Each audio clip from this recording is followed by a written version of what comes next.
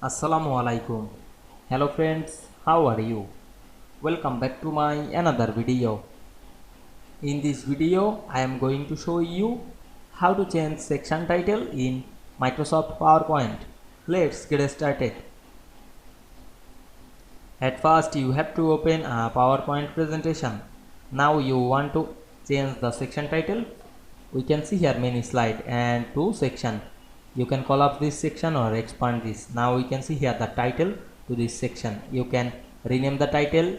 Firstly click the section title option, then click right button on our mouse and we can see here the rename section option.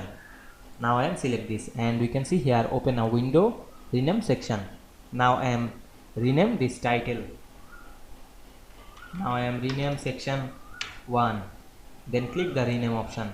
You can rename another section, click right button again and select the rename of section option. Now I am write section 2, then click rename. Now we can see we rename section title very easily. I hope you enjoyed the video. Please like, comment, share and subscribe my channel. Thanks for watching.